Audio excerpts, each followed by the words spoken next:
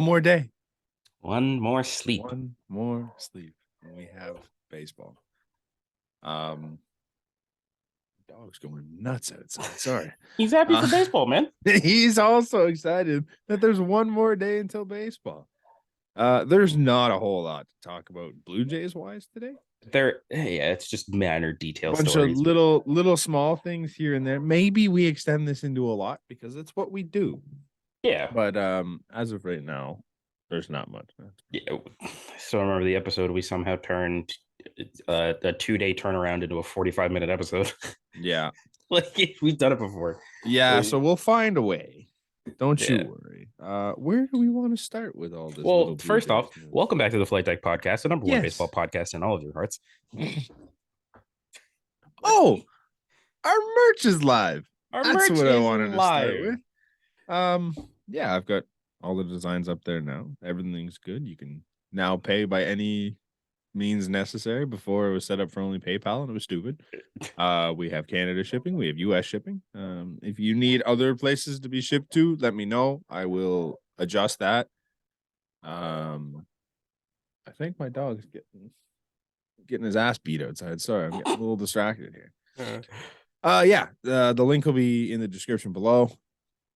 You can find all our stuff there. You can support us. We got some cool stuff. I wish I would have had it done by this episode so that we could have shown it off, but it's not the case. It won't take long to get to you, but I just waited on the order and now it's not ready. But it's good stuff. You're gonna like it. Yes, I love it. Baseball wise, it's just a lot of quotes and talking. A lot of quotes. Not like bad quotes in the sense. No, like, it's no.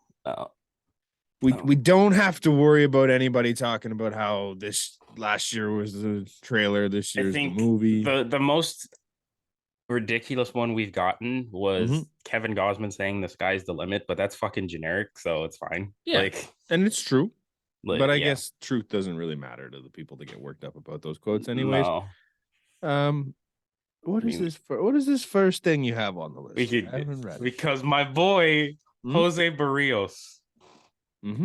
He said that his 2022 struggles led him to doubt himself at times. Right. Which took away from his old mentality, the old Jose Barrios, the great Jose Barrios, the guy that we all thought could be, and I still think could be a top 10 Cy Young finalist. He just said this year, one thing I learned was to never give more credit to a hitter than I have to. I'll just believe in myself. I'm Jose goddamn Barrios. He is Jose Barrios. He seems to have forgotten himself. Yeah. And then some self-doubt issues, but he's got those worked out now. He had some off-the-field issues as well, but I don't know if those are confirmed. Yeah. He's also going to pitch for Puerto Rico. Yep. So maybe he'll find himself in Puerto Rico and come back and be the man that he should be, because his stuff is so nasty. So good. So nasty. Whenever I need to watch something disgusting, I just go watch him pitch that 13 strikeout game against the Twins. Quick little pick me up. Just watch him hum those slurves everywhere, and you're just like, oh, this is the guy. Please be good again. I was listening to At the Letters, and they were talking about Barrios, and apparently the Guardians definitely have something against him. I mean, because he had was it 5 or 6 swing and miss strikes in 2 games against them last year? I mean, the Guardians are a team that don't strike out a lot, but holy shit, that's a little ridiculous. So I mean, hopefully at some point in the offseason you figure out what was going on last year, and by next season he'll have it all figured out. Yeah, okay. That's just wishful thinking.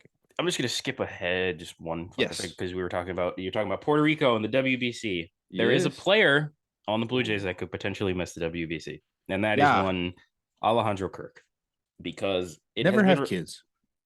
Wow, I wasn't going there, but all right. So Alejandro Kirk currently still isn't at camp, waiting on his child.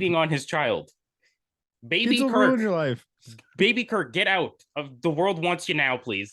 Be great. So yeah, he still hasn't reported to camp yet, which is granted. Jesus, Brant, had to be knock out the headphones. Yeah, but so he's not at camp yet, and John Schneider has commented and said it's getting really dicey at this point for him to be in the WBC. Yeah, because he hasn't caught a single He hasn't caught a single pitcher, and there's how many new pitchers that he needs to learn? Bassett for sure. Maybe not Bassett. Bassett, maybe not. Swanson, like, and Bassett has 10 pitches. He needs to learn Bassett. Tiedemann. Maybe not. Maybe we just give him to Jano. Okay, fine. Yeah, I mean, this is really going into our theory that Jano's going to start more games already. I think Jano's already going to be Bassett's catcher because he's a little better at calling games. Dodges incoming Kirk haters or Kirk lovers, sorry. But I think he ends up being that guy because it just makes more sense. I don't know why. Couldn't tell you what the deal is, but it just like he seems more like Bassett's catcher than Kirk does. Mm-hmm. So I don't think that's a huge issue, but you gotta kind of get back into it. Like I would assume Kikuchi's mix is a little bit different this year. Yeah, he's changed it. Obviously, but you have Mitch White now more on a permanent basis more. Yeah, Mitch White, you're trying to get Mitch White going again, so maybe he can get that 5 spot, or maybe he ends up in the bullpen. You have the young guys, Zulueta. Has he ever caught Nate Pearson? Probably right. They went through in the minors. They didn't really. He never played a minor league because Kirk played in single A, so he's probably never got Pearson either. No, maybe once or twice, but unlikely. Any of the young guys. Who's it? Swanson's a big one because Swanson has. You're gonna have to catch him at some point. It's hilarious. Like it was just a small comment on the Swanson stuff. Mm-hmm. Apparently, like they noticed that Swanson never his splitter is amazing, but he never uses it against righties. And Pete Walker went up to him and was like, "Yeah, do you know Kevin Gosman? Mm-hmm. The splitter works against right-handers. Use it." Like, who's gonna drop that 1 point something ERA down to a 0.8? Yeah, and a whip of 0.5. Like, nice. Love to see it. Love it. Yeah, so it is a little bit concerning that Alejandro Kirk isn't here yet. Kids suck in the nicest way possible. I know you have to have them in order to keep the world turning. I get it, but kids suck. Yeah, and we all know we were one still pointing, and you can make the argument that we still are in some way, shape, or form. But no, it's also, Brent, I don't know if this is a very off topic thing. Have you gotten to the point now where you like realize like, oh, these people that I like watching on television are my age or younger? Yeah. Because that hit me with Vladdy. Vladdy's like a year older than me. Like, yeah, Vladdy's been younger than me for it's kind of scary. It's like hit me now where it's like, oh, here's this top prospect, Ricky Tiedemann. He's like 20. I'm like, oh, he's my age. Cool. I'm sitting here talking about him. I am not doing what these guys are doing, and I was not doing what they were doing at 20 years old. Yeah, it's crazy. It's a little weird. But just one final piece on the Kirk thing. If you're gonna be an athlete and have kids, time it up so that it happens like either in the off season or mid-season. Jano had a kid mid-season, missed one game. Did he have the kid Jano's in the off-season? I think Jano's was like December, January. Yeah. Like, see, my starting catcher knows when to have his children. Starting catcher. Yeah. Knows when to have his children. Take notes, ladies and gentlemen. Is that going to be another shirt? Just a quote. Knows what my catcher knows when to have his children. What's 9 months before December? That would it'd be March. So just before you head off to spring training is when you should be conceiving your children. Keep that in mind. Next time. Oh man, all right. Moving on. Matt Chapman wants to stay and keep him, please. Now, here's the deal. We're gonna veer off a little bit here because I do want to talk about Machado too. Okay. Before we get off the Jays, because I think that is the biggest thing that would keep the Jays from re-signing Matt Chapman. Because is what's the gauge on the Manny Machado stuff? Yeah, there's 2 guys that are elite third basemen going into free agency next year, and that's pretty much it. The rest of the group, you're just like, I mean, now, it would have included Devers, but he's re-signed. He re-signed. So now it's basically, do you think you have a chance at signing Manny Machado? And if you don't, you absolutely take a swing at Matt Chapman. Because I know Addison Barger exists, and I think he can play third base every day. Swole Addison Barger. Yeah, but you don't know. Is the thing. So for reference, Manny Machado, this is according to Bob Nightingale. Manny Machado was seeking a 10-year, $400 million extension. It's a lot of money. Which no chance Matt Chapman's taking that. I think Matt Chapman gets like 230. Yeah. I think he gets like 230, like 7 or 8 years. Yeah. Like I'm agree. Yeah, I'm right in with that. Also, this is very dependent on how he does this season as far as offense. Like, sure. If he stinks this year, I don't really mind letting Matt Chapman walk. I know he's an elite defender, but like at some point you got to be a little more consistent with the bat. You can't just be a defensive win. Yeah. I would love to see Matt Chapman on this team. I think the guys love him. I think he loves being in that clubhouse, and he's a great leader. For that, I would give him the 230. He's taken, and it's funny. He's taken the Simeon role. I think, like, which is ironic because he came up with Simeon and he taught him pretty much everything. So, I would like to see him sign a contract here, and he would like to stay. Apparently, now whether or not the Jays want to do that, because it's going to be what 25 to 30 million that you have to give him that you're now putting on the payroll. Okay, well, let's just think about it. Reuse money is coming off the books, so that's 20 million that you're freeing. Okay. At minimum, and then you still got to pay Vlad. You got to pay Vlad, Bo, Kirk, Manoah, and then Varsho in 4 years too. Like, yeah. But I mean, that one you can swallow because you can swallow the. Or if you sign Chappie for 7, it's only 3 years of, I guess, 2 years. Never mind, because Chappie's not up till the end of the season. Yeah, I don't know. The world's changing. You got to spend money to be good. It's very evident. The Mets have shown that. The Padres have shown that. I mean, and the Blue Jays. This is their. This is probably their highest payroll ever. I think so. And they're spending. I'm not knocking the Blue Jays. Maybe it's 92 and 93 if you adjust for inflation, but like, yeah. I'm not bashing the Blue Jays by any means. I think they are doing a good job of spending money, but at some point you're gonna reach a spot where you're like, do we want to have another $25-30 million contract on the books? Because you're gonna we have all these other ones to sign. Yeah, because you're gonna eventually like we did with Latin Boat, you're gonna need people like younger guys to come up and refresh the cycle. That's where you get a Barger. That's where you get a Zulueta. That's where you get a Horowitz. Like, and then you have to make the decision too on Barger, where you go, is this kid gonna come up and be our third baseman, or is he gonna be a Gabe Moreno type where we have him blocked and he can't come up? And apparently they're gonna try. They've been apparently working on trying to get him in the outfield this year too. So like, there's that. If worse comes to worse, he's a starting left fielder next season. Yeah. And, how old is Addison Barger? Addison, I think he's like 20. I think he's my age, like, which is again scary. Let me. So he is. He is 23. Okay. So he's a year younger than Vlad. So he's around the point where you could probably bring him up. I don't know, man. I've soured on Addison Barger just because everyone is so like gung ho on him being the guy, and I'm like, man, there's so much pressure on a guy that really like. I know he's a top 30 now. I don't think he has been for his entire minor league career.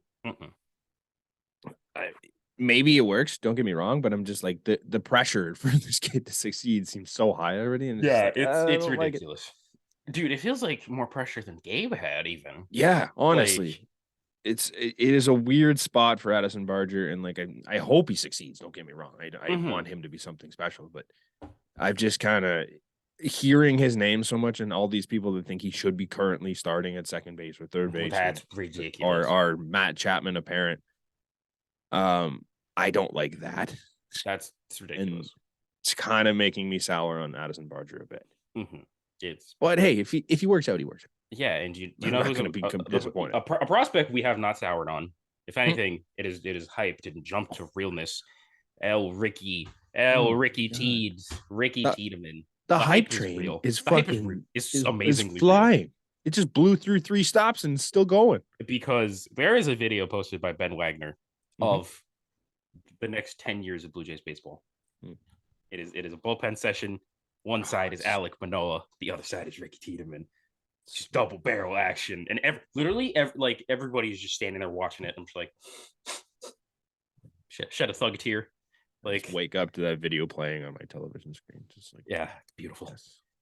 The days are good. Yeah, and like, there's obviously all the videos of him throwing those live BPs, like struck out in Whit Merrifield. Also, there's a video of Matt Chapman hitting the ball off the wall against him, and apparently his nickname in the clubhouse isn't Chappie. Oh, it's Matty. Oh, that's lame. Like the amount of after he hits it, it's like, "Gotta be Matty, nice hit, Matty," and I'm like, that doesn't feel right. Matty, that's Matty. I feel like you can't have the nickname Matty after you hit like the age of like 23. Yeah, like no, that's just not it. Yeah. I think it was the Walk Off podcast. They did an episode where they were talking. Someone asked the question, like it was like a mailbox one, and they asked the question, could Ricky Tiedemann start on the opening day roster? No. I think regardless of how let's good he pump does, the brakes. Regardless of how good he does in spring training now.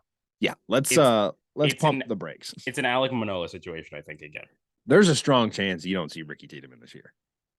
And if you do, it's like it's because he's just giving you no other options. Because he's Alek Manoah humming in AAA. Like, yes, but here's the thing: is Alek Manoah came up at 23, which is fairly reasonable time to do it. Ricky Tiedemann is 20 years old. Yeah, pitchers don't usually come up at 20 years old and hum. And well, they could. I'm not saying that part of it, but like you got to develop the kid a little bit and have him be major league ready by the time he gets here. He needs to maybe he is. This may sound terrible. He needs to struggle at one point. Exactly. He's bounce back from that because he hasn't in the minors at all. No, he just to his credit, he's amazing. But it's great. It's great. I'm not knocking Ricky Tiedemann for not struggling, but yeah, he's never had to overcome like getting knocked around a bit. From what I know, I think he had one start where he did, but like one start where you have a tough start and then you come back and you're dominant for the rest of your career. It's just not. It's not reasonable. I would love to see him start the season in AAA. I think he will. If he dominates in AAA, I see no reason not to bring him up in like May or June. Yeah, after the what do you call it? The service clock thing, manipulation, where it gives you. Yeah, I'm fine with that. He has the potential to definitely be a better 5 starter than Kikuchi or Mitch White. Yeah, even if he's just got the rookie issues where he's kind of working through some things, I think he's probably on their level as the 5 starter. Just based on the fact that he can touch 100. Sometimes. And he touch 100. He are almost touch 100. Like he sits like 95, I think. 94 or 95, like so. He's got nasty stuff. He's coming from the left side. He's basically a Kikuchi, but way more promising. Yeah, and way more likable. Way more. Yeah. Well, hey, Kikuchi's a likable guy. Don't diss Big Daddy Cooch like that. Hey, he's Big Daddy Cooch when he's in the bullpen and he's. You're right. He has a 40% K rate. You're right. I just like to say on Cooch. There's like this wave going around of people just trying to like him all of a sudden. I would like to point out that we were on that train last year. We were Big Daddy Cooch. Like the fact that we don't have a Big Daddy Cooch shirt already. Yeah, I know. I probably should have done that. We were Big Daddy Cooch guys before Big Daddy Cooch was cool. We're like the hipsters of Big Daddy Cooch. Yeah. Yeah, but no, Ricky Tiedemann. Big Cooch fans. Yeah. Ricky Tiedemann. I hope that he comes up in June, July, maybe post All-Star break or something. But there's no reason to bring him up right now. Even if he dominates, if he goes, excuse me, the entire spring training, doesn't give up a hit, doesn't allow anything, make 3 walks, no hits, 17 strikeouts in 18 innings. Or 16 innings. I was going to say, if he's pitching 18 innings in spring training, what the hell are we doing? Well, I mean, we got 2 months and all the starters are going to the WBC. So it's the entirety of Nate Pearson's season. Yeah. I'm going to talk about Nate in a sec. If he does that, if he strikes out 2 guys every inning he's in the game, doesn't give up a hit, doesn't allow a run, I still think you put him down in the minors. Because Now the service clock thing is a little different because if he is that good and he comes up and he continues to be that good, if he puts himself in the rookie of the year conversation, service clock thing doesn't matter anyways because he gets that year of service time.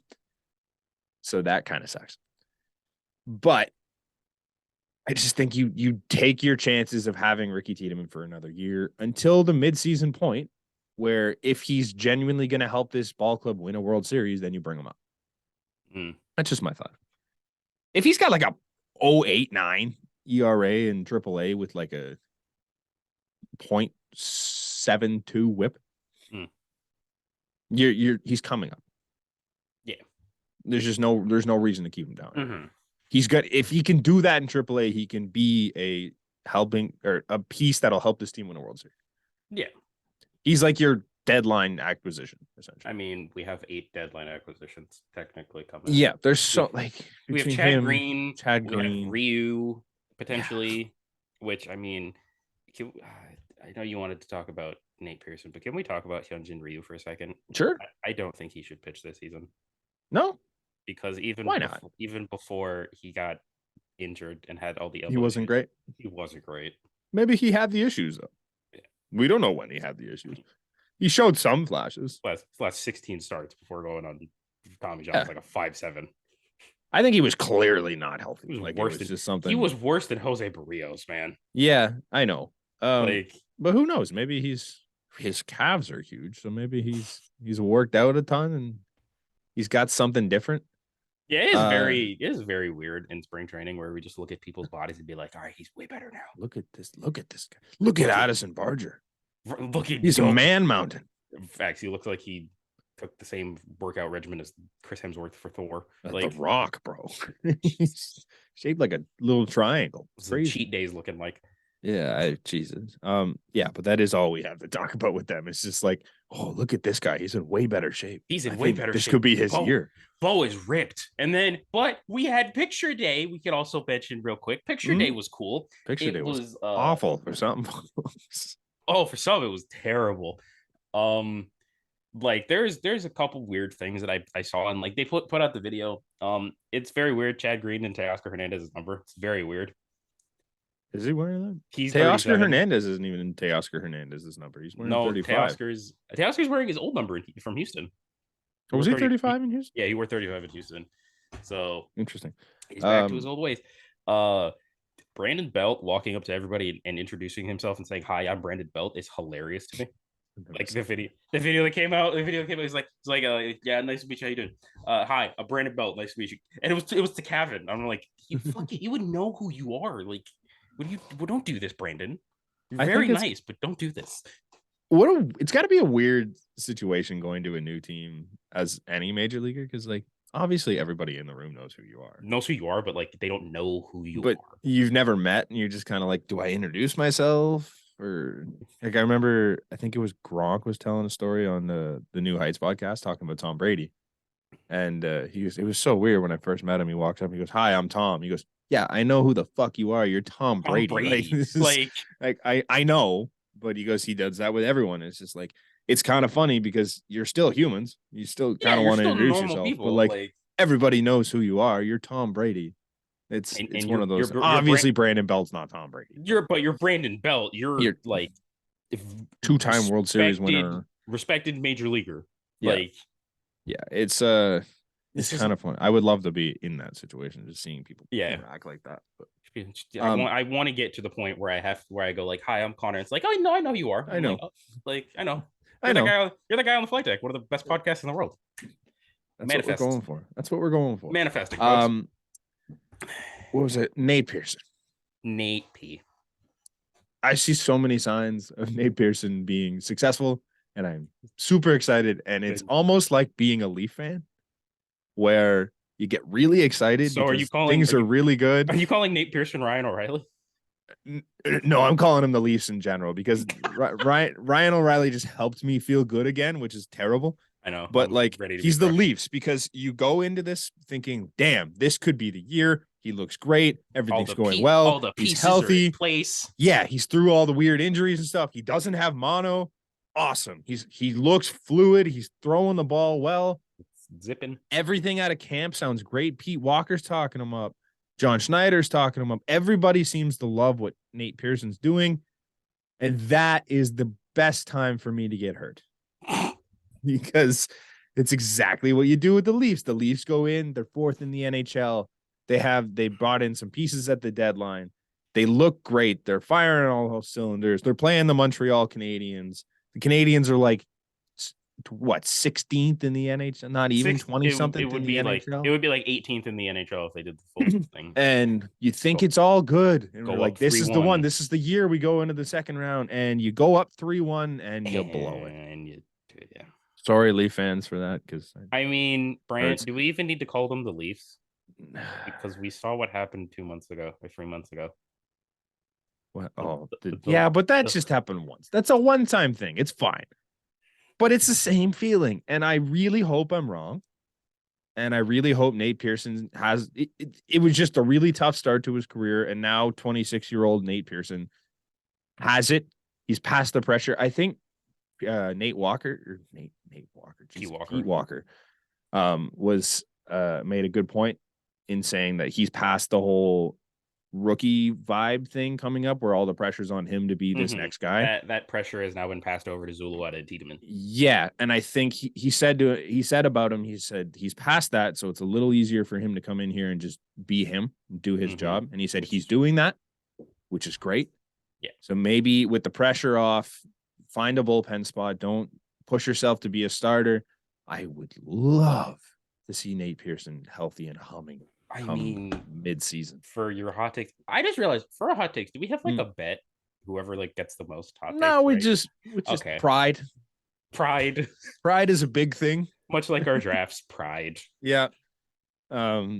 Yeah. So it's I hope it works out, and I hope he is the Tampa Bay Lightning and not the Toronto Maple Leafs.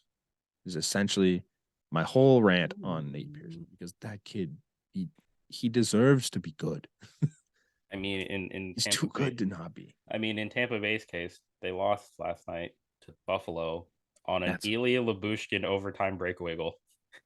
Ooh, that's painful. Yeah. Okay.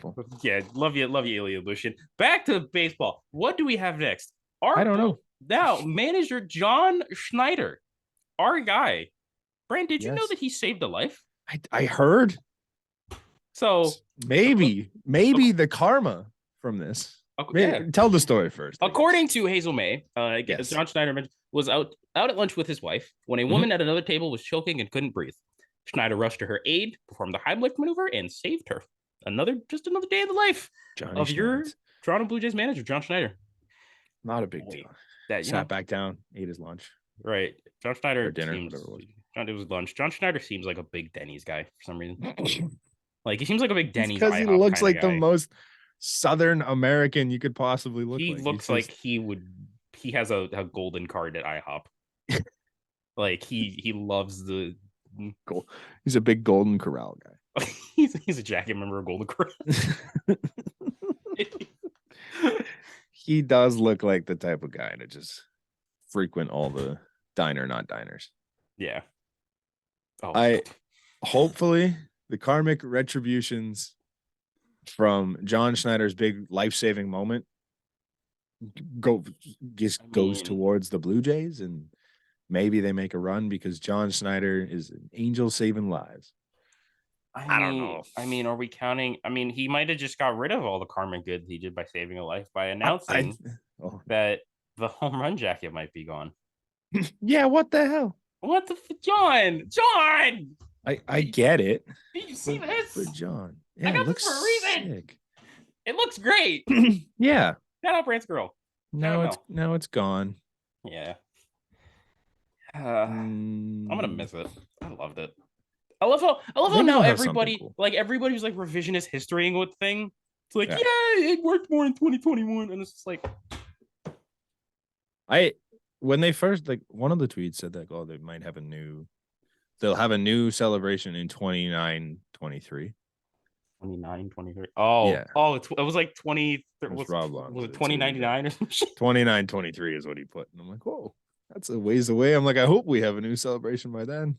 Won't be able to see it, but The jacket's just a holographic projection now. You just put it on. Yeah. Like you actually fly in a jet or something. Just yeah. No. And then people were in the replies then. It's like, oh, good, it's past its date and it's getting old. I'm like, fuck off. Have fun. Like, why are we just? Why does everyone have to be so miserable about this stuff?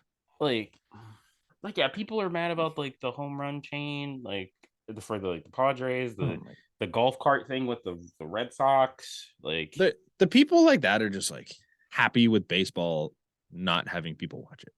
They're like, yeah, if you don't enjoy it the way it is, then you don't need to watch baseball. It's like, fuck off. I want everyone. I think to watch the same baseball. people that hate the home run jacket and stuff like that are people that their top 5 hated players include at least Ronald Acuna Jr. and Fernando Tatis Jr.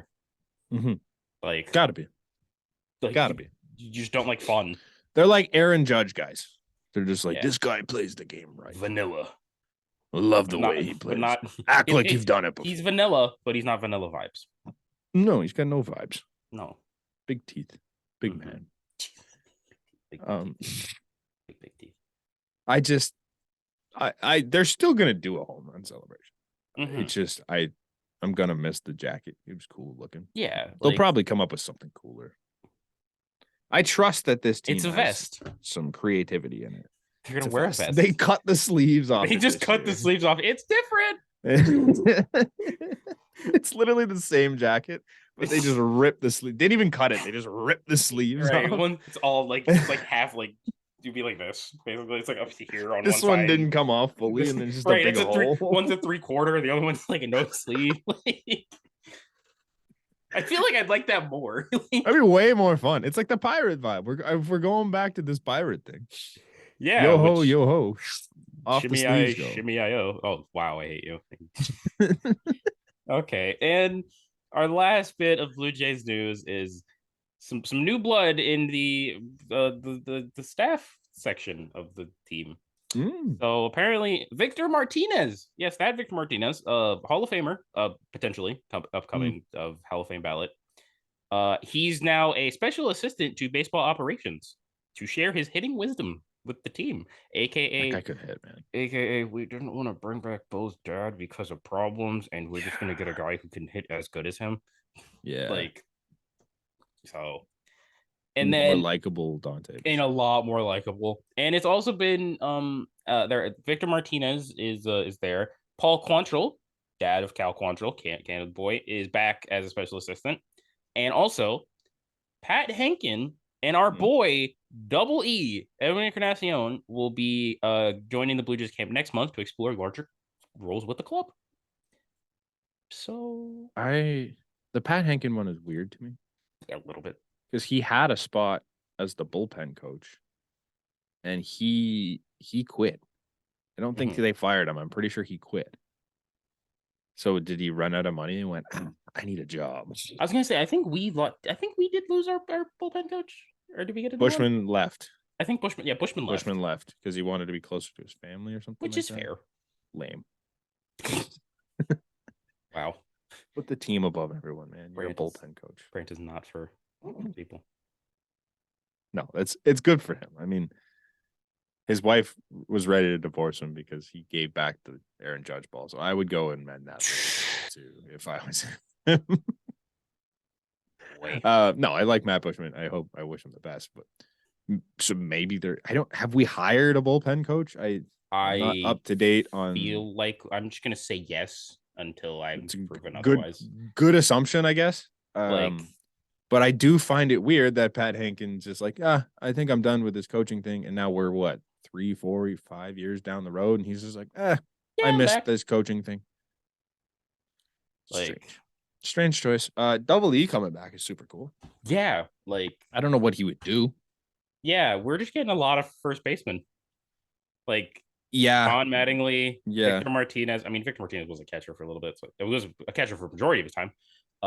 Edwin, a bad third baseman and a first base DH, and it's just not a great first baseman either, but better than he was a third baseman. So yeah. Now I forgot about the Don Mattingly thing because there was a video that came out of him showing Vladdy and was it Horowitz? Yeah, like field like positioning and stuff. Yeah, and I kind of watched that and went, damn, this actually could be phenomenal for Vlad. Because, like, I know every time I say this, it sounds really stupid because he did win the Gold Glove last year, but, like, Vladdy positionally is a nightmare. It's not pretty. He's very talented and he's very athletic for a big unit. Mm-hmm. So he gets the job done and he does it he does a good job of it. Yeah. But watching him play first base is painful. Yeah. Also, yeah. Seeing Don Mattingly in a Blue Jays jersey makes me happy because I know Yankees fans are mad at it. Yeah, it's weird. It's beautiful. But my point being is that Don Mattingly, a multiple-time Gold Glover, 9-time. Yeah, like a lot of Gold Gloves to his name. Knew how to play first base. Was a first baseman. Was either Nolan Arenado a first baseman? Like, yeah. So, like, I hope that he can kind of help Vlad a little more technically than any of our prior coaches have been able to, because it sounds stupid when I say it. I understand, but he's not a very good first baseman. Just technically, like, it's ugly and it scares me every time. And I think he could help out his infielders a little bit more if he was in the right spot. That's all I'm saying. Very athletic, makes plays that looks like he shouldn't have made, and really good on ground balls and stuff. That's the one thing with him is, like, he's really good at getting up on liners. He's good at making the play on ground balls. He's actually good at making the over the shoulder catch now. Yeah. Oh yeah, phenomenal at it. Like, his hand-eye is just unmatched. Like, he was terrible at them in 2021, and then 2022 was like, no, I can just make all of them now. Yeah. Like, yeah. So it's, if he adds that to his repertoire and he has the footwork that he should have, and, like, he has the first baseman ability, it'd be one of the most elite first basemen in baseball, both sides of the ball, which is crazy to think. For sure. So yeah, hopefully that helps. Is that the last of our Blue Jays? I think so. Yes. One more sleep, one more day. Yeah. Spring training baseball. You say Kukuche. Today, before we start spring training, what is your lineup? Oh, I see. I was gonna ask you this, but okay. Before we see anything? Is this to do with Blair and Barker? What you saw? No, I didn't even see it. Oh, because they were like, you can't have the cleanup spot be a black hole. And it's no, I did hear this. Yeah, it was a weird conversation. Okay, so I don't like Blair's take. I think the top three is set. I think it's Springer, Vlad, and Bo in some order, shape, or form. Either 2, 3, or 2. Springer's 1, and then 2, 3, Vlad, and Bo. You flip it on a day. Now I would say Bo 2, Vlad 3. Just and then for me, 4 is going to be shit. Depending I'm just gonna go opening. It's pitcher dependent. It's very pitcher dependent. I'm gonna go right. I'm just against right-handers. I'm gonna go 4 Brandon Belt. Okay. 5 I'm going Matt Chapman. Okay. 6 I'm going Dalton Varsho. Okay. Makes 7 is going to be Danny Jansen. Yeah. 8 is Kevin Kiermaier. 9 is Whit Merrifield. I think it's the other way around, but I tried to I broke up the lefty and the righty. Now, that's if you have a righty on the mound. That's if you have a righty. Now flip it around. You have a lefty on the mound. If you have a lefty, I think it's still Springer. Also, are you just accepting that righty on the mound, Whit Merrifield's playing regardless? I think as today stands, I would love to put Cav in there, but I can't in good conscience do that right now. If Cav has a good fucking spring training, I will. Yeah. Let's say it's not opening day, just a random game in April or May. Okay, if it's a random game in then I'm saying Cav in second. Obviously, opening day, you probably want Whit in there just for the hype and get your season going. Yeah. I think against lefties, I think again the top 3 doesn't change. Okay. I think it's Springer, Vlad, those guys don't move. Now 4, I think you go. I think this is where you do your double DH and you get. Your double catcher and you go Alejandro Kirk. Number 4, 5 Matt Chapman. Matt Chapman just sticks in the 5 or the 6 hole the entire year. As a 4-hitter. I don't like it either, but who else are you putting there? Dano. At least there's pop. I mean, I don't know if they do it. They did it once last year. I got do it again. Chappie 5. I'm going then. See, I would flip those around. I would have Chappie 4 and Chappie 4, Kirk 5. Okay, I can see that. Chappie 4, Kirk 5. Who's left? Who thought? Varsho 6. Varsho's going to be in the lineup. I don't think it's one of. It's not a platoon I think situation. Varsho goes. I think again Varsho's like 6'7". I think he's 6'7" against like. Yeah. I think it's Varsho and Danny are 6'7". I think Varsho is at 8'9". Yeah, Varsho is 6 in center. Yeah. Here, Jansen is in 7, okay. And then I have Whit Merrifield in left field, and then Espinal at second base. Okay. I would have Whit batting 9, I think, but you know what? Whit and 8, 7, 8, like 8, 9 with Whit Merrifield and who an insert person is very. I just like having the double leadoff, and I think Whit plays that spot better than Espy, but I think Kiermaier plays that spot better than Whit. Yeah, I know that it came in like Kevin Kiermaier came in. It's like I expect to play every day, buddy.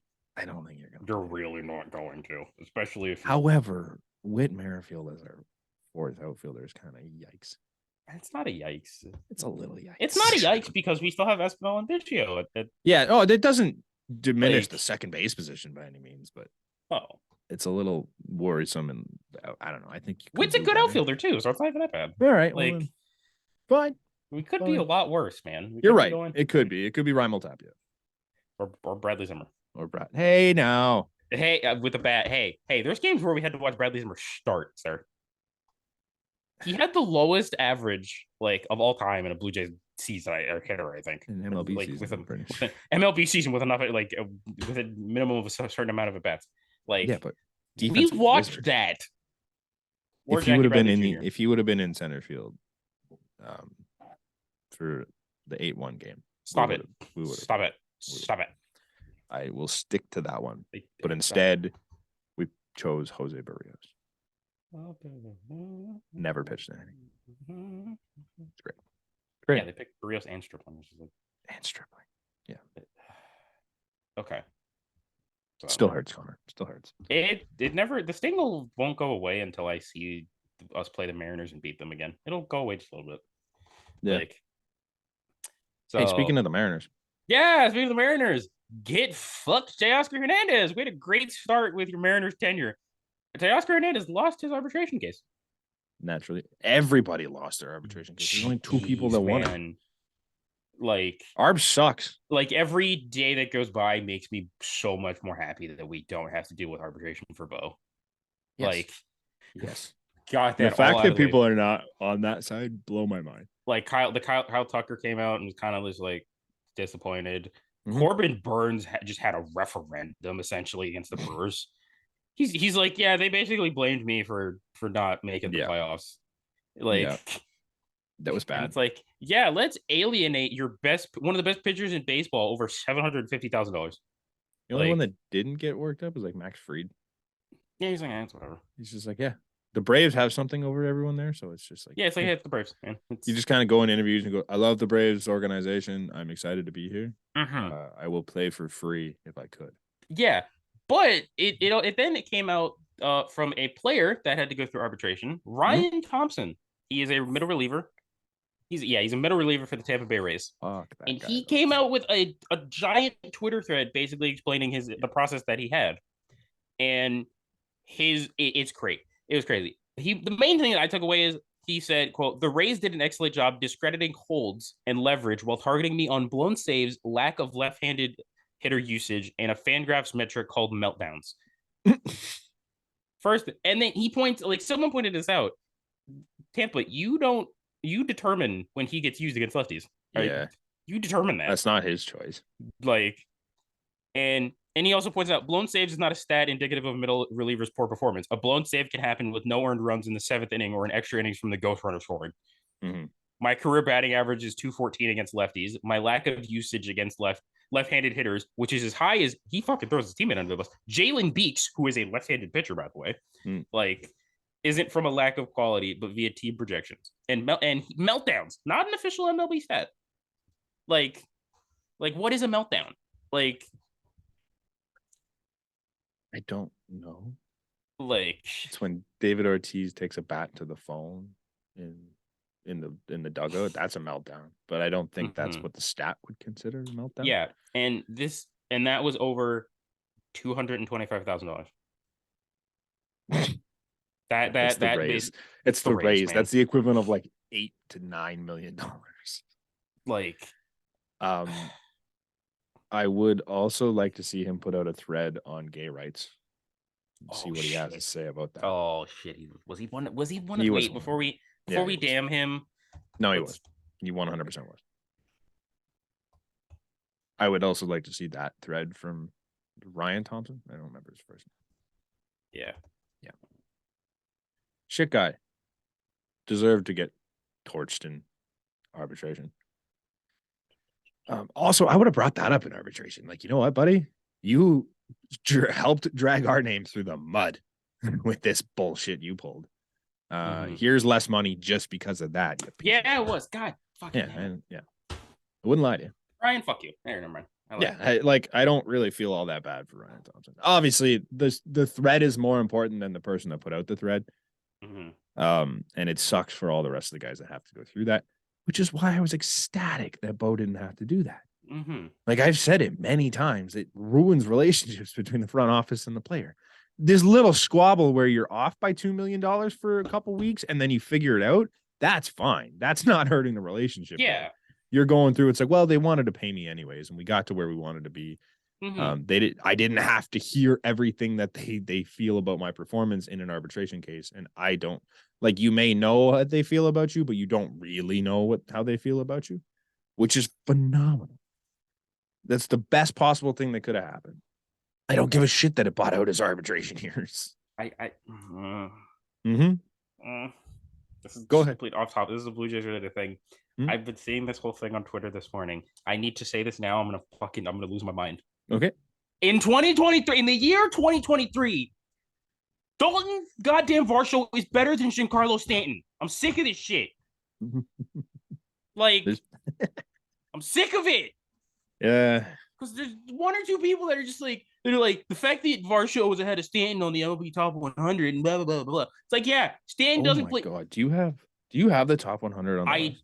I don't, but we can okay, we're fucking talking about but I'm just going off on this right now because like it's fine.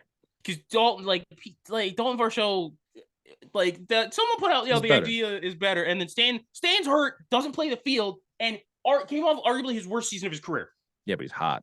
But he's hot, but he's tall and buff. He's beautiful. And then someone puts out a video. Man. Someone puts out a video of, oh, tell me when Varsho does this, and then it's the home run he hit against Savali in the playoffs, and it's like. And then it's like, hi, you know who hit the home run off the fastest pitch in baseball? Like the fastest pitch that went out for a home run last year? It was hit by Dalton Varsho against Camilo Doval. It was 102 miles an hour. So bite me. Like Camilo Doval. 102? 102. Camilo Doval is humming, but Dalton Varsho said, fuck you. And Dalton Varsho, one of the few people that actually hit Edwin Diaz for a home run last year. Love it. Like big moments. Big moments, man. Also not hot. Dalton Varsho could fall asleep in the outfield and still be a better defender than Giancarlo Stanton. Oh, absolutely. Like enough with this. Like, however, on the scale of if I'm grading the looks, he grades out at about a 20. You know, like the 10 to 80 scale. Yeah. Oh, you're talking about Varsho? Oh yeah, Varsho grades out at about a 20 or a 30. Oh man. Giancarlo Stanton's at least a 60 or 70. Okay, so he's got a 70 grade looks tool, which that's a pretty big one. What's the thing that you wanted to bring up? I already kind of know what it is, but my God, MLB.com sucks. There's so many bad things about this list. Sucks. I don't know where to start. You know what? I'm going to start with my boy because why on God's green earth is Bryce Harper outside of the top 5 on that list? He's outside of the top 10. He's fucking. He's like 17. Isn't he like 17? I thought he was like 17. 17? No, he's above Vlad. What was Vlad? I think Vlad's 18. Oh my God. I'm pulling it up because. Okay. So yeah, the top 10 is Freddie Freeman, Yordan Alvarez. You're right. 17. Yeah, he was 17. 17. There's not 16 better players than Bryce Harper in baseball. Let me just read you the 16 guys. Well, 3 of them are definitely better, so we're not going to go through that road. I will read you the other guys that they consider to be better than Bryce Harper right now in 2023. Julio Rodriguez, get fucked.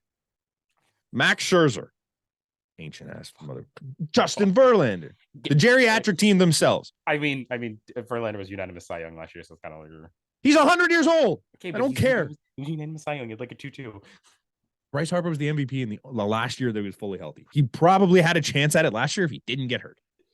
He was leading the way for the entire time that he was healthy. We're talking about a perennial MVP winner. He led his team to a World Series. Yeah, I got you.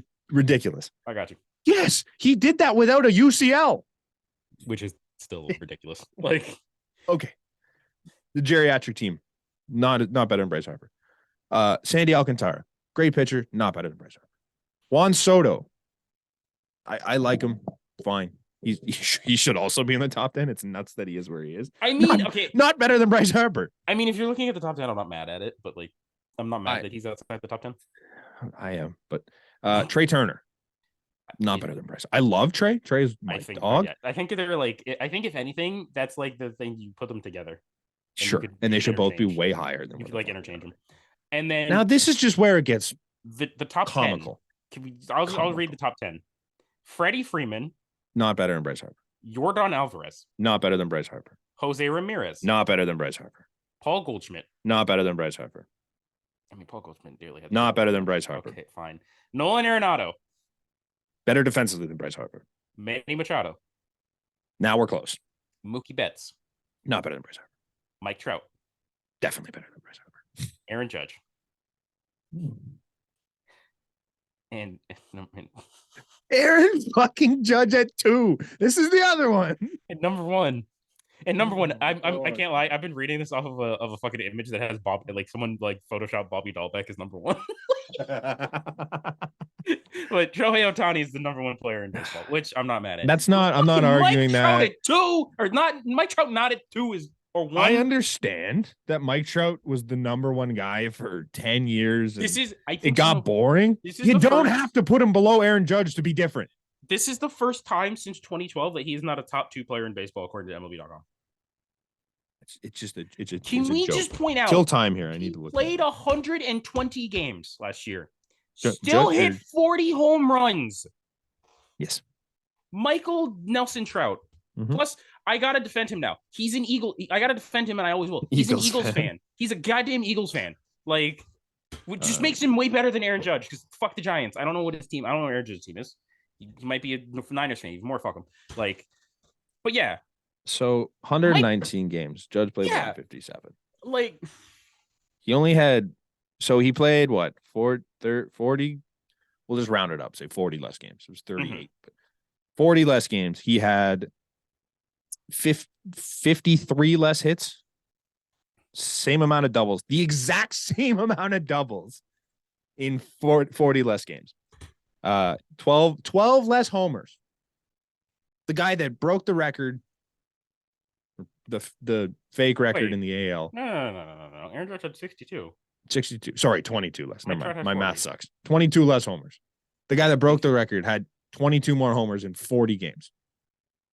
Home run every 2 games. That's that's doable for Mike Trout. Mm-hmm. 131 RBIs to 80. It's team stat. Who cares? 311 batting average. I know batting average isn't important. Mike Trout hit 283. They had an OBPs are a bit of a difference. OPS was 1.111 to 999. Slugging was 50 points off. For a guy that wasn't healthy for the whole year, put up 40 games. Put up comparable numbers, played 40 games less. Mike Trout's pace was basically Aaron Judge's season. Yes. He played at the same pace as Aaron Judge at 160 games. Like, and he's a way better defender in center field. Way better. I thought you had to do the very fast preface of center field. Because I know Judge won a Gold Glove and right. Yeah. Trout's never played right. Mm-hmm. He doesn't have to because he's a better defender. It's a joke. It's a joke. I'm literally on this podcast saying that Judge has a chance to break his own record next year. And I still think it's a joke that you have him above Mike Trout. Okay, I just saw something else like lower down on the list that kind of pissed me off. It's between 50 and 41. Don't look at it. Don't look at it because I'm just gonna say some names. I haven't gone that far. I'm gonna say some names and then I'm gonna tell you who all these players are worse than according to MLB. Okay. Julio Urias. Okay. George Springer. Okay. Byron Buxton. Okay. Andres Jimenez, Marcus Semien, Jeff McNeil, Kyle Schwarber, Matt Olson, Will Smith. Do you want to know who they're all worse than? Chris Rock. No, I don't know who. Adley fucking Rutschman. Stop it. Stop Did MLB it. Nerds make this list? Like, Adley's really goddamn good, but no. I don't know what to tell you. Like, he's not better than Byron Buxton, that's for damn sure. He could. I think he's better than Semi and McNeil. Are Semi and McNeil above Springer? Yes. Buxton. They're above Jimenez, Buxton Semien, too. Buxton's 48. Jimenez is 47. Semien is 46. McNeil is 45. You know what's going on here, right? It's just Blue Jays erasure. No, they're just like not even that. Like, I'm not even trying to get Homer about this thing. They put this list out and they made a bunch of really stupid decisions on it so that people like you and I would talk about it. Oh, well, okay. Also, dude, can we just remember something real quick? Mm-hmm. Do you remember MLB? Remember the third baseman list that they put out?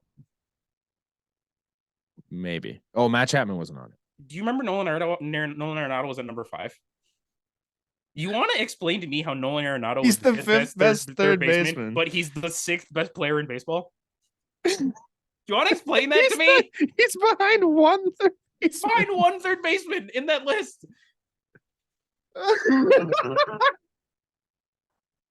What? Oh my god, man. Were they the same people that no, right? The other one was MLB Network.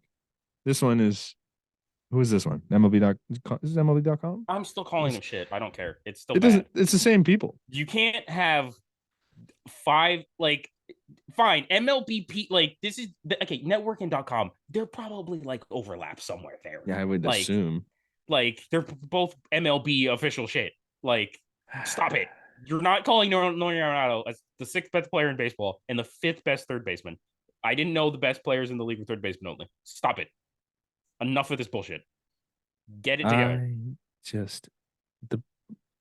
The best player in baseball history is number 3 on your list, behind a guy that's had 2 really great seasons. Also, the disrespect for the 2023 AL MVP is crazy. Corey Seager is number 33. I thought you said 2022. I'm like, he's ranked way too high. What do you mean? He's 33. Yeah, well, that's because your take was just no, it's not. Hey. My take is like outrageous. A lot of people's like pick is like a lot of people like throw some money on that, and it's gonna be great. Sprinkle, but like to just come out there and say, yeah, Corey Seager is gonna be the MVP is just outrageous. Outrageous. Oh, also, did you know that there were 26 starting pitchers on MLB's top 100 list, and Kevin Gausman was not one of them? Are you serious? I'm so serious. Kevin Gausman is not on the list. Bro? I fucking hate this league. This is exactly what it is. It's just so that they do dumb shit like this so that people will quote tweet the list and be like, oh, where's so and so? And then other people see it. But like, this is the worst way to do this. I hate it. They do it every year. I think they knowingly do this shit. And they're like, what's the most outrageous thing we could do? They're like, Mike Trout. You could be 3rd. And then they do it. And then they put Mike Trout on the 3rd spot. And people go, Mike Trout. I'm doing it right now. And I get it. And then everyone quote tweets it. And then everyone goes, oh, look at this list. And then it just gets interaction after interaction after interaction. But everyone's pissed off at you. So I don't understand. I know no press is bad press. But like, there's got to be something that's just not good for the brand. No. Like having everybody just torch your decisions is probably not good. I don't know. It's stupid. I'm just so done with this shit. Also, the disrespect for the NL MVP, 2023 NL MVP is crazy as well. Is it Goldschmidt? They have him at 53. Oh, the 2023. What? I keep getting your years Michael Harris, confused. the 2nd, is ranked 53rd. He's significantly below Julio too. He's also ahead of Alec Manoah. Can we relax on Julio? Like I think Julio's great, but like 16? 16 is kind of. I'd say he's top. Oh, I'd say he's top 25. Like better than Bryce Harper after one season. Oh my god, better than Vlad? Maybe. Also, I'm sorry. There's not a world where Stephen Kwan is better than Luis Castillo, Shane McClanahan, and Zach Allen. There's not a world. Unless you're in this one. And Cedric Mullins. Stephen Kwan is not better than Cedric Mullins. Stop it. No. You stop it with your bullshit. I'm Julio Rodriguez. I never really took this in when I first read it because, like, I know Bryce Harper was behind a lot of people. I didn't realize who he was right behind. Flip those two, and at least the list makes a little more sense. Like, Bryce could easily pass the entire 20 to 11 list, and no one would have questioned it. It would have been way less controversial to have him one spot outside of 10. Yeah. It's just, it's so, I'm like so reading. Bad. I'm like actually finally reading this list, and it's hurting my head. Like, I mean, I didn't pay attention to it until we reached 20 and 10. Yeah, like they have Dalton Varsho at 85. Mm-hmm. They have Teoscar Hernandez at 83. Just ridiculous. Over under 10 and a half days until Trevor Bauer signs. Over. You think? With an MLB team or with like just anybody? That's a good caveat. I meant an MLB team, but that is a good point. MLB team way over. I don't think he touches the field in 2023. No? I don't think. I think I don't have a lot of faith in over under 30 and a half days. I think over. I'm putting too much faith. I'd like to think that I know owners are usually pieces of shit and GMs are pieces of shit. But this is the one piece of shit that you can't grab. Like the whole we know the whole Mike Clevenger thing, but he's this in spring training. I was gonna say it. Different. This is a little bit different. It's a little different, but it's a little bit different. I'm going under. I think it's under 30 and a half. Yeah, but who's the team that's gonna be the dumb ones? Because I don't think it's a bad team. No, but it could be. I genuinely don't think it's a bad team that would sign him and eat the publicity for the season. Like, I don't know. I've just watched numerous people comment on Trevor Bauer's videos and TikToks and stuff like that. They come across my page every now and then. And like the amount of people that are just like, oh, you should sign here. You should sign here. And I'm like, why are people actively rooting for Trevor Bauer to sign anywhere? I mean, if Roberto Osuna can't get back into the MLB, Trevor Bauer can't. Like Aroldis Chapman, Domingo Germán, Marcell Ozuna. Ozuna from the Braves. Like, it's gonna happen, man. It's just a matter of when at this point. I don't think it's an if, it's a when. And I think the when is in spring training. Yeah. God damn it. I don't agree with it and I don't like it, but I think it's gonna happen. Yeah. I tweeted that out and I got bets on the Rangers, Yankees, Astros, and Red Sox. Are the 4 teams that were mentioned. I can't see the Astros doing it. No. They don't need it. I can't see the Rangers doing it either. Even if there's injuries on that rotation. Like, they'll just say fuck it and call up Jack Leiter. Yeah, that's true. They should anyways. Yeah. But where are we here? We got stuff left? Yeah, we do, right? Yeah, Nick Pivetta is not in the WBC. Oh man, we stink. Yeah, we're so bad. We had like 4 major leaguers and one of them's gone. One of them is gone. Now we have a minor leaguer. Did they call someone up? It's a guy that played AA for the Mariners, I believe. Okay. His name is, hurry up, tweet please. Load. Ben Onishko? I want to say. He spent last year in AA Arkansas in the Mariners system, striking out 43 in 53 and 2/3 innings. It's not really great. It's good, but it's not like. Yeah, we're gonna come as strong 3rd place. We're with U.S., Mexico, Panama, I think. Yeah, we're not beating the U.S. and we're not beating Mexico, I don't think. I think we beat Mexico last time. They were way better than us.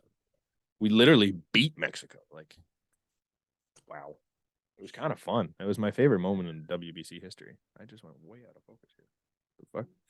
I beat my camera. I just saw a stat that kind of just blew my mind. Mm-hmm. It was regarding Tony Gwynn. Mm.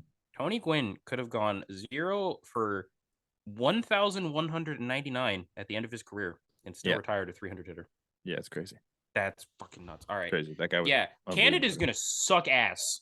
Well, yeah, we kind of knew that. They were going to suck ass before we lost. We are Freddie Freeman and a bag of poutine. Like Tyler O'Neill.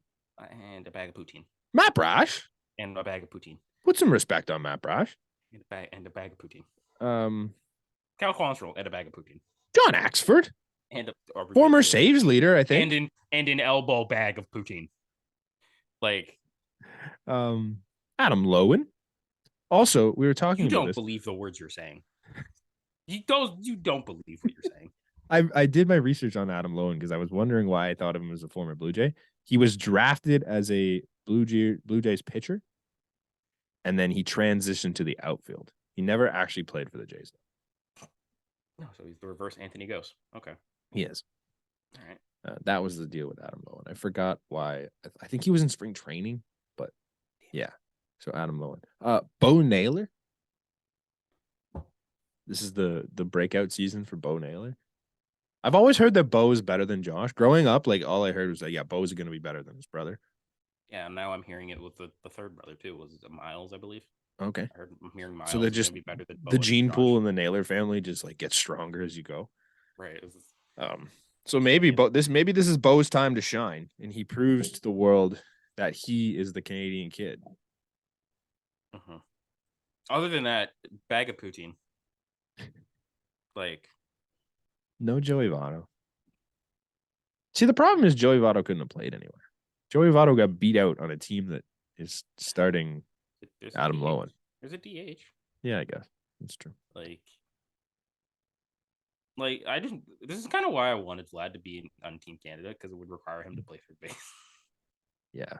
It would have required him to play third base. When you really break it down, our team would have stunk even if we had our full roster. We're not competing with any of these guys. Better. Like you would add Nick Pivetta would still be there. James Paxton, Mike Soroka, Jamison Tyone. Position player wise, Joey Votto, Vladdy, Otto Lopez is Josh Naylor. Otto's on the team. Otto's on the team already. Josh Naylor, Damiano Palmigiani. Let's look at these. But when you break it down, Naylor, Freeman, Vladdy, Votto, all first basemen. Romano, all first basemen though. So you're now on the team. Toro's playing. I mean, you want it? Is Zach Pop? Better than what we have. But way better than what we have. I'm shocked that he didn't make the team. Do we want to bring Michael Saunders out of retirement? No. No, we don't. Andrew Albers? Let's not bring anybody out of retirement. Dalton Pompey. Jeez. Albers is playing. Dude. I don't know. This is how much you know. We bring in Brett Laurie out of retirement. Oh, Jesus Christ! Canadian. I'm assuming you already looked. I'm looking this up. When the third one is Larry Walker, you got a problem. Oh, see, he's fourth on my list. So I got Larry Walker, Jordan Romano, Fergie Jenkins. I played in the Ferg. He's probably still hung a good 75. Sure. Matt Stairs. Jesus, we're so bad. Russell Martin, I'm pretty sure is coaching. Jeff Francis. There's also, speaking of the WBC, did you see the video of the Czech Republic team? No. Oh my God, it's amazing. So I have a lot of respect for that team. They're all Czechs, except for 2 guys. Okay, but the thing, you should have even more respect for them because they qualified for the WBC and they put out a video. It's like, hi, my name is this and this. I'm a high school teacher and I play left field. Hi, I'm this and this. I'm a sports manager and I play third base. Like they're all just normal dudes that qualified for the WBC, like, which is awesome. Cal Quantrill is the other one that we're missing here, and a bag of poutine. Like I'm this episode, man. Like we are not good. We're not good. I didn't say I said we wouldn't be even with a full. We are the fucking Kansas City Royals, is what we are. We need to get better in this country at baseball. I wish I had the means to do it. Because there's no reason that we can't have good indoor facilities to play year round. Our best player isn't even born in Canada. Yep. He was born he has nothing in to he has nothing to do with Canada. But his parents nothing. were his mom's Canadian, and she passed, so I was like a way of like keeping that going. But yeah, our best player's not even born in Canada. No. He's never lived in Canada. Our best Canadian born player is Tyler O'Neill. Yes. Which is our second best player that we could have had isn't even Canadian. No, Dominican. He was just born in Canada. Yeah. He was born in Canada, but boy, our best Canadian is Tyler O'Neill. Yeah. And he's just kind of not Tyler O'Neill anymore. And no disrespect to Tyler O'Neill. I love you, but like you're not bounce back. He had a terrible season last year. So yeah. Hey, maybe we'll shock the world. If we do, I will shut my mouth. Like we're gonna shock the world. We're gonna qualify for the quarters or whatever it is. I need to stop looking at Twitter while we do these shows because I just saw a video that's like it might just be spring training, but Josh Johnson is in mid-season form, takes a strike 3 look. In live or in live BP. Nice. They have an ump there too, which is that's cool. Great. What else? Ricky Tiedemann pitched against Chappie, Witt, and Kiermaier. One of them roped a double. That was Chapman. I think Chapman roped a couple. And then I think one of them struck out. Yeah, Witt struck out. And then Jose Barrios also faced the same guys. Did you see Zulueta against Vladdy? No. Oh my god. Good stuff. Zulueta is making me hot under the collar because he got Vladdy onto the dirtiest breaking ball I've ever seen in my life. Yeah. Vladdy swung in the dirt. Like, that's how good his shit was. Like, there's some interesting little pieces in the bullpen. Yeah. All right. Now we can actually. I didn't really. They have 5 guys that can touch 100 in AAA. I was listening to Hagen Danner the other day. Yeah, Danner, both Fernandez's, Nate, and Zulueta. I think so. And there might have been one more, but like, yeah, like everyone talks about how the Jays don't have any fireballers. It's like, well, they're all there. They're just not ready. Yeah. Okay, we're gonna be the fucking Royals in a couple of years. The good Royals, though. Yeah. All right. Now I get to talk about my second favorite team, Chicago White Sox. Bring it back, Elvis Andrus. Play second base, a position he has never played in his career. Granted, Elvis, Brant, don't you laugh at me. Don't you laugh at me getting excited for Elvis Andrus. Don't you laugh at me getting excited for Elvis goddamn Wasn't he Andrus. like a 1.3 WAR last year? Isn't it? Like he was actually a decent. He's more than that. All right, he got to the White Sox on August 19th of last year. He played 43 games. He batted 271, 309 OBP, 464 slugging for 773 OPS. He had 9 home runs and 28 RBIs. He is the new second baseman for the White Sox. He's never played there, but in interviews he did mention, yeah, with all the shifts, I'm kind of used to playing on the right side of the field, on that side of the field, anyways. So we're fine. Like I'm like, yeah, fair, cool. He had a 3.5 WAR last year, dude. Yeah, he was. That's not bad. Solid. He played in Oakland for a while, so that's kind of what happened. You know what else started with a 3 in Elvis Andrus' careers? I'll give you a minute. I'll give you the errors in that inning. Yeah, the amount of errors he made in the 7th inning of the Jose Bautista home run. That'd be. Good job. That's all I'll ever remember Elvis Andrus with. Could have been a good guy. I don't know. He's made a lot of errors. And then I remember big moment for us. That's how I also remember Hanser Alberto because he came in for Adrian Beltran that inning. But yeah, Elvis Andrus, White Sox are back, baby. It's just a little unfortunate when people are accusing Tim Anderson of being a crybaby because they basically turned one of the interviews that he had with one of the White Sox beat reporters to basically being like, "Oh, it's our team versus everybody, including fans," type of thing. Which really didn't do that. You just took 30 seconds. You just took like a 45-second clip and made Tim Anderson look like a complete asshole. Like, true. So that's cool. But go White Sox. I love you. Please be better than. Please, I want to see a White Sox playoff game when I'm actually like rooting for you guys actively and not like excited just because not watching them lose to the Oakland A's or the Astros. They lost to the Oakland A's, man. They lost to the Astros. The Oakland A's. Ramon Laureano. They lost to the Astros, but Larry Garcia did hit a home run off of our boy Jimmy. So it's a yikes. Okay. Hey, it is what it is. Blue Jays fans, prepare to be sad. Robbie Grossman is the Ranger. Yeah. Oh man, Robbie Grossman. Like the Robbie Grossman love was the weirdest part of the off season for me. So weird, dude. Like it went from like Brant. It went literally. It went from like Nimmo, Brantley, Varsho, McCutcheon, Pollock, Grossman. Robbie Grossman. That was like so many people were on the Robbie Grossman train too. I'm like, how do you care so much? I stopped on Robbie Grossman. You know, I stopped on the get an outfielder train when we didn't get Andrew McCutcheon. Mm-hmm. Like, because I would have loved Andrew McCutcheon on the Blue Jays, but it's just unbelievable. Yeah, Twins get Donovan Solano. Because cool. Yeah, sure. Twins doing some stuff. Mm-hmm.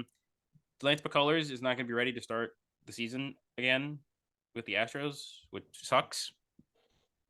And the final thing is we return to our bi-yearly segment that we have called The Trash Birds Are Shit. That's like bi-weekly, dude. Yeah, fair enough. Bi-weekly. So their CEO and chairman came out and said, could payroll, when asked, could payroll be double or triple what it is, or could it be over 100 million? Yeah, we're not there yet. What do you mean? What do you mean? I thought this was the year to spend money, Mike Elias and people. I thought this was the year, but no, mid. Always, perennially.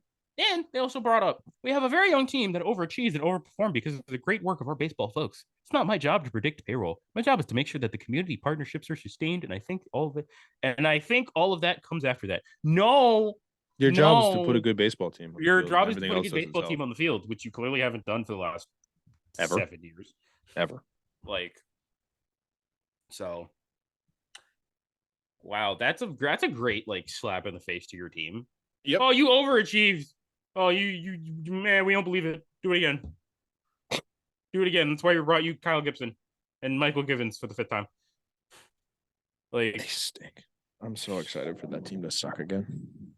Oh yeah, but you thought they were 4th place. I still do. I think the Red Sox are just that bad. Red Sox suck. I don't know where everyone's getting this idea that the Red Sox are going to be good. They're just not good. Did I say that they were going to be good? No, but some people have. It's just crazy, man. Crazy. We got anything else? No, I believe that's it. Let me just do the tradition of scrolling Twitter for breaking news if anything happens real quick. Also, have you watched any of the XFL? Man, their rules are sweet. It's cool. The extra point, sick. The kickoff, super cool. Yeah, I love it. The Rock, bit of a shithead lately, but yeah. I haven't really been paying that much attention, but I do like the rules that they have. Mm-hmm. I think the NFL could benefit from that. Yeah, especially the kickoff one. I think. Mm-hmm. Kickoffs are fun when they get returned. Oh wow! Okay, yeah, kickoffs are always good. It's never a bad thing. No, you're way cooler. Mm-hmm. I feel like you get a little more touchdowns out of the NFL than you would the XFL, though. Mm-hmm. But who knows? All right, can I find where I need to? I'm baseball deprived, and I see people watching baseball, and I kind of need to know where. Baseball. Holy shit! We can look it up online. Yeah, I think that's it from us. The Red Sox are playing Northeastern University. It's lame. already 5-0 in the second. So for Northeastern or for the Red Sox? No, for the Red Sox. I swear that'd be hilarious if they lose to Northeastern University. That's just a sign of things to come. Like, thanks for listening. If you made it this far, yeah. As always, everything's linked in the description below. Don't forget to like, comment, subscribe. The merch will be down there. Get some stuff. It's cool. Get some stuff. Good. Hey, use promo code. The promo code. Promo code baseball is back. Yes. All one word for 20% off your first order up until opening day. Every order, not even every order. I lied. Every order up until opening day. So that's how generous I am. Yeah, 20% off. You are. That's how generous we are, motherfucker. Yeah, that's how generous we are. Enjoy the designs created by Brant mainly and me with one of them. Nice. Like, yeah, probably how it's gonna be. Brant's the way more artistically creative person, and I'm just kind of here. I used. Hey, yours is great though. I used Canva for 2 seconds. Like, yeah, that's okay. Yeah, we move. Pick up some merch. Baseball is back. 20%. Baseball is back. By the time you're listening to this episode, baseball is back. You probably already watched the Jays get blown out in the first couple innings. No, this episode will be out today, I think. But by the time they listen to it, you never know, right? You never know. Yeah, yo, could be weekend listeners. Yeah. Shout out to all the first time listeners. Shout out to all the last time listeners. You know who you are. I love when podcasts say that shit. Shout out to the last time listeners. This is the one. This is the episode that you said no. Yeah. enough of your Julio Rodriguez bullshit. We have one fan right now that's a Mariners fan. Yeah. And we ripped on Julio Rodriguez for 17 seconds and they went, nope. Shut it off. Never again. What do you mean you think George Springer and Byron Buxton are better than Adley Rutschman? Delete. Yeah. Oh, there's no way we have an Orioles fan listening to this. Okay, you know what? If you're an Orioles fan, please let us know because you are dedicated to our podcast. There's a 0% chance that we have an Orioles fan or a Yankees fan listening to this podcast. If we have either of those fans, please send it. We will shout you out somehow because you lived through hell. No. We'll do an no, I will not. We'll do an anti shout out. How about that? Yeah. What's the opposite of this loser? This fucking idiot. What? All right. For the 8th time. There's no way. I rip on Yankees fans way too much for them to ever follow me. Yeah. Every fucking social media I have. Thanks for listening. We'll catch you guys next week. Yup. Cheers. Peace.